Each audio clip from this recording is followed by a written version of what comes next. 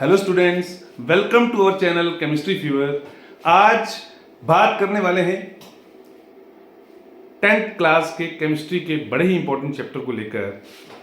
Chapter का नाम रहेगा कार्बन एंड इट्स कंपाउंड्स। ये बहुत ही इंटरेस्टिंग टॉपिक है बेटा, तो इसको कॉपी पेन अपने साथ रखें और नोट डाउन करें। आइए बात करते हैं। सबसे पहले हम रिकलेक्ट करेंगे थोड़े से फैक्ट्स जो है कार्बन को लेकर। कार्बन सिंबल जिसका है बेटा सी, सब जानते हैं। Atomic number of carbon is, बोलिएगा, atomic number of carbon is 6। Okay, carbon क्या है? कार्बन एक पी ब्लॉक एलिमेंट है सर। कार्बन क्या है? एक पी ब्लॉक एलिमेंट है। पी ब्लॉक एलिमेंट क्या होता है सर? सर न्यूक्लियस के अराउंड कुछ और रास्ते हैं जिनको शेल्स, सबशेल्स कहा गया, ऑर्बिटल्स कहा गया, जिनमें इलेक्ट्रॉन्स रिवॉल्व करते हैं अराउंड द न्यूक्लियस। ऐसा है भैया। अब उनकी भी टाइप्स हैं ऑर्बिटल्स की। वो एस ऑर्बिटल भी हो सकता है, पी ऑर्बिटल भी हो सकता है, डी एफ हो सकता है। यदि किसी एलिमेंट के वैलेंस इलेक्ट्रॉन्स पी सबशेल में आ जाएं या पी ऑर्बिटल में आ जाएं कहें, तो कहेंगे कि वो पी ब्लॉक एलिमेंट है। कार्बन के जो वैलेंस इलेक्ट्रॉन है, कार्बन की वैलेंस जो इलेक्ट्रॉनिक कॉन्फ़िगरेशन यदि आप देखें तो वो है 2-4। तो ये जो कार्बन के 4 इलेक्ट्रॉन हैं, वैलेंस इलेक्ट्रॉन्स, ये पी ऑर्बिटल में रिसाइड करते हैं। इसलिए कार्बन को पी ब्लॉक एलिमेंट कहा गया। कार्बन कौन से ग्रुप में लाई करता है? Group number 14 of the modern periodic table, जिसको कार्बन फैमिली भी कहा जाता है। जिसको क्या कहा जाता है बेटा? कार्बन फैमिली, क्योंकि कार्बन फर्स्ट मेंबर है उस फैमिली। इतना याद रखें, वेरी इजी। कार्बन के 3 famous isotopes, carbon 12, carbon 13, carbon 14। इतना याद रखें, वेरी इंपॉर्टेंट, नोट डाउन करें साथ साथ। चलिए उसके बाद की बात करते हैं। अब कार्बन की इलेक्ट्रॉनिक कॉन्फ़िगरेशन पे आपको लाऊंगा सीधे कार्बन की इलेक्ट्रॉनिक कॉन्फ़िगरेशन पे आइए। जरा देखिएगा कार्बन की इलेक्ट्रॉनिक कॉन्फ़िगरेशन। मैंने कहा कार्बन की इलेक्ट्रॉनिक कॉन्फ़िगरेशन है 2-4। ध्यान से देखिएगा बेटा। अब बेसिकली जब एटम्स या एलिमेंट्स कंबाइन करते हैं या बॉन्ड बनाते हैं, तो वो करते ऐसा क्यों है? In order to acquire inert gas configuration या स्टेबिलिटी अटेन करने के लिए। जो स्टेबिलिटी इनर्ट गैसेस में है, वो ये भी एक्वायर करना चाहते हैं, दूसरे एलिमेंट्स भी। अब वो किया कैसे जा सकता है? उसके लिए 2 रूल हैं। एक रूल कहता है ड्यूप्लेट रूल, और दूसरा रूल है बेटा जी ऑक्टेट रूल। ठीक है, समझो इन दोनों रूलों। ड्यूप्लेट रूल ये कहता था, हमें पता है कि कोई भी एलिमेंट या कोई भी एटम यदि अपने वैलेंस इलेक्ट्रॉन को, ठीक है, जो बाहर वाला इलेक्ट्रॉन है, सॉरी बाहर वाला शेल है, आउटर मोस्ट शेल है, जिसको वैलेंस शेल कहा गया, उसमें 2 इलेक्ट्रॉन रख ले, 2 से कम नहीं, तो कहेंगे उसने अपना ड्यूप्लेट कंप्लीट कर लिया। कोई भी एलिमेंट यदि अपने आउटर मोस्ट शेल में, जिसको वैलेंस शेल कहते हैं, यदि वहां 8 इलेक्ट्रॉन्स रिजाइड करवा दे, वहां 8 इलेक्ट्रॉन्स रख ले, तो हम कहेंगे इसका ऑक्टेट कंप्लीट हो गया है। जब ऑक्टेट कंप्लीट हो गया तो उसके बाद बॉन्डिंग नहीं करेगा, क्योंकि वो स्टेबल हो गया। तो ये 2 केसेस अगर आ जाए तो तब माना जाता है कि एलिमेंट या एटॉमिक फॉर्म में स्टेबल है, और फिर वो बॉन्डिंग नहीं करता है। वो करता ही बॉन्डिंग इसीलिए है in order to acquire duplet और octet, in order to complete its octet और इट्स ड्यूप्लेट। अब कार्बन में 4 इलेक्ट्रॉन है आउटर मोस्ट शेल में, यानी वैलेंस शेल में 4 इलेक्ट्रॉन है। तो इसको अपना ऑक्टेट पूरा करने के लिए कितने इलेक्ट्रॉन चाहिए बेटा? 4। या ये ऐसा करे कि 4 बाहर दे दे और पूरे का पूरा शेल छोड़ दे, और यहां पर देखिए 2 इलेक्ट्रॉन रह जाएंगे, तो इसको ड्यूप्लेट पूरा हो जाएगा। 4 इलेक्ट्रॉन छोड़ दे, ड्यूप्लेट रखे पास। समझ रहे मेरी बात? और 4 इलेक्ट्रॉन गेन करके ऑक्टेट पूरा कर ले, ये भी हो सकता है, लेकिन ऐसा होता नहीं। देखते हैं क्या करते हैं। देखो पॉसिबिलिटी क्या है। पॉसिबिलिटी को देखेंगे कि ये जो कार्बन है, मानो कार्बन ने ये जो 4 वैलेंस इलेक्ट्रॉन हैं, ये 4 इलेक्ट्रॉन ये लूज करता है। तो लूज करने के बाद यहां ओवरऑल चार्ज पॉजिटिव रहेगा, 4 पॉजिटिव आयन बन के। ओके, और या तो ऐसा करता है कि 4 इलेक्ट्रॉन गेन कर लेता है, तो जब गेन करेगा तो 4 नेगेटिव आ गए। अब ये दोनों केसेस को हम देखते हैं। देखिए, किसी भी एटम के वैलेंस शेल में से एक भी इलेक्ट्रॉन निकालने के लिए एनर्जी चाहिए। चलिए एक मान ली निकल भी है, क्योंकि वो किसकी इन्फ्लुएंस में है, उसको न्यूक्लियस ने पकड़ के रखा है वैलेंस इलेक्ट्रॉन्स को। Force of attraction is there between the protons of the nucleus and the electrons in the orbitals. अब हो क्या रहा है, आप एक इलेक्ट्रॉन मान लीजिए निकाल भी लेते हैं किसी के वैलेंस शेल में से, दो भी निकल जाए, it is not possible to withdraw 3 or 4 or 5 electrons from the valence shell of any element, क्योंकि उसके लिए बहुत ज्यादा एनर्जी चाहिए। उसको न्यूक्लियस ने पकड़ के रखा है, एक खींचोगे ले लोगे, दो खींचोगे ज्यादा से ज्यादा ले लोगे, उसके बाद की कहानी थोड़ी मुश्किल हो जाएगी, उसके बाद वो नहीं खींचने देगा। तो 4 कार्बन लूज नहीं करता कार्बन, क्योंकि न्यूक्लियस अलो ही नहीं कर रहा है, न्यूक्लियस अलो ही नहीं कर रहा है। तो यहां पर इतनी एनर्जी मतलब हमारे पास नहीं है, हम इतनी एनर्जी नहीं प्रोवाइड कर पा रहे कि कार्बन के 4 इलेक्ट्रॉन्स लूज करवा दें।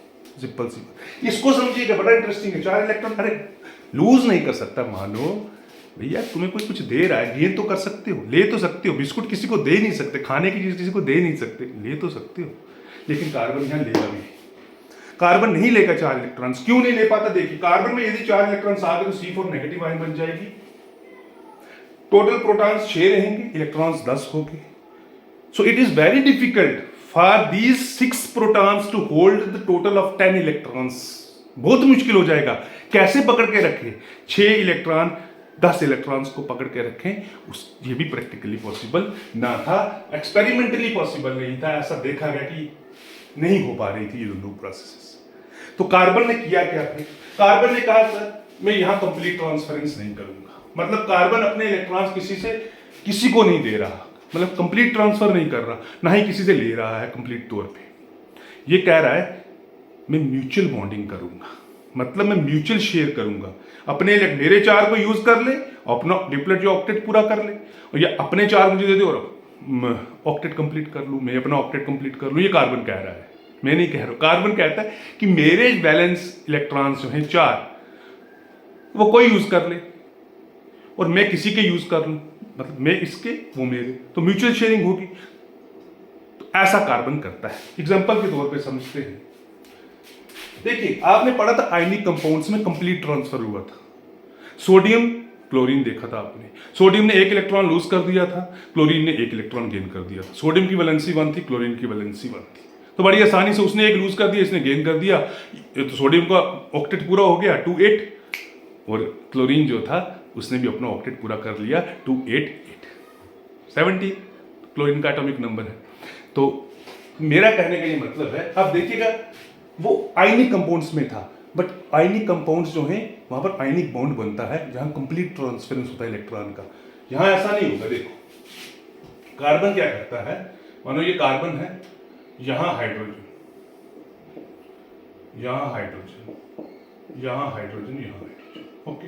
अब कार्बन के वैलेंस शेल कितने इलेक्ट्रॉन से 4 sir, 1 electron, 2 electron, 3 electron, 4 electron. ये वाला इलेक्ट्रॉन एक हाइड्रोजन, हाइड्रोजन का वैलेंस इलेक्ट्रॉन 1 है, ये भी 1, ये भी 1, ये भी 1। अब कार्बन क्या करता है, हाइड्रोजन का ये भी यूज करता है, खुद का भी करता है, ये देखो, तो अपना ऑक्टेट को कंप्लीट करके बॉन्डिंग कर देता है। उसी तरीके से हाइड्रोजन अपना डिप्लेट कंप्लीट कर रहा है, एक खुद का था, एक कार्बन का यूज कर रहा है, तो 2 इलेक्ट्रॉन्स हो गए, एक खुद का एक कार्बन का, 2 इलेक्ट्रॉन्स हो गए। तो हाइड्रोजन अपना डिप्लेट कंप्लीट कर रहा है, ऑक्टेट कौन कंप्लीट कर रहा है, कार्बन, तो दोनों बॉन्डिंग कर रहे हैं। और बॉन्डिंग इस तरीके से होगी, देखिए CH H H H, एक बॉन्ड में कितने पेयर ऑफ इलेक्ट्रॉन्स, 2, ये देखिए। तो ये जो म्यूचुअल शेयरिंग से बॉन्डिंग हुई, म्यूचुअल शेयरिंग ऑफ इलेक्ट्रॉन से, इसको हम कहते हैं कोवलेंट बॉन्ड्स। ये कौन से बॉन्ड बने, कोवलेंट बॉन्ड बने, क्यों, by sharing of electrons, mutual sharing effect, sharing of electrons, ठीक है, म्यूचुअल शेयरिंग होगी, mutual sharing of electrons between the 2 combining atoms. समझ रहे हैं। तो कार्बन क्या करता है, कार्बन 4 ही बॉन्ड बना रहा है, देखिए 1 2 1 2 3 4, इसीलिए कार्बन को कहा गया टेट्रावैलेंट। और जो 4 बॉन्ड बना रहा है वो कौन से हैं बेटा, कोवलेंट है। तो कार्बन क्या एग्जिबिट करता है, टेट्राकोवैलेंसी, कार्बन एग्जिबिट्स टेट्राकोवैलेंसी। चलिए कोई डाउट नहीं सर, ओके। अब बात करते हैं कि कार्बन के ही इतने कंपाउंड्स क्यों हैं, किसी और एलिमेंट के क्यों नहीं, यानी कार्बन कंपाउंड्स का ही चैप्टर क्यों बनाया गया।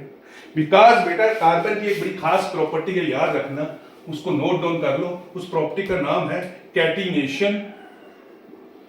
कैटिनेशन एक ऐसी प्रॉपर्टी है, कैटिनेशन एक ऐसी प्रॉपर्टी है जिसमें कार्बन खुद के ही एलिमेंट के साथ लिंक करता है, एक कार्बन दूसरे के साथ, दूसरा तीसरे के साथ, फिर चौथे के साथ, तो एक बहुत लंबे लंबे चेन्स बनाता है कार्बन के। तो ऑर्गेनिक कंपाउंड्स बनते हैं इनफाइनाइट ऑर्गेनिक कंपाउंड्स बनते हैं, स्ट्रेट चेन्स बनती हैं, ब्रॉन्ज चेन्स बनती हैं, रिंग लाइक स्ट्रक्चर्स बनते हैं। सो ये सेल्फ लिंकिंग की प्रॉपर्टी है किसकी, कार्बन की। कैसे मानिए ये कार्बन है, देखिए बड़े ध्यान से, बड़ा मजेदार चीज, कार्बन ये एक इसके साथ, ये देखिए ये देखो। अब आप कहोगे सर आप तो कह रहे हो 4 ही बॉन्ड बनाता है, बॉन्ड 4 ही बनाएगा, एक कार्बन जब मैं देखूंगा 4 ही बॉन्ड बनाएगा, 4 से ज्यादा नहीं। ये देख लो, 1 bond 2 bond 3 bond 4 bond, but ये आगे फिर 4 के साथ बना लेगा, ये आगे फिर 4 के साथ बना सकता है, ये फिर 4 के साथ बना सकता है, ठीक है, ये फिर 4 के साथ बना, ये फिर 4 के साथ बना। तो इस तरीके से चेन नेटवर्क पूरा बन रहा है, सेल्फ लिंकिंग हो रही है। बेटा क्या हो रहा है, सेल्फ लिंकिंग हो रही है। किसकी हो रही है सर, कार्बन एटम्स की कार्बन एटम के साथ। और इस जो चेन्स बन रही हैं इनमें एक कार्बन एटम का जो अगर बॉन्डिंग आप देखोगे तो वो टेट्रावैलेंट होगा। कोई भी कार्बन उठा के देख लो, 4 बॉन्ड 1 2 3 4 1 2 3 4 1 2 3 4, समझ रहे। So this is due to catenation. So I hope आपने समझा होगा। This was all about the introductory part. Next part में जब मिलेंगे तो हम ग्रेफाइट और डायमंड के स्ट्रक्चर्स को लेके आएंगे, और बकमिंस्टर फ्लोरीन, जो कि ये तीनों क्या है, कार्बन के एलोट्रोप्स हैं। तो नेक्स्ट वीडियो में एलोट्रोपी ऑफ द कार्बन देखेंगे। Till then take very good care of yourself. Till then bye.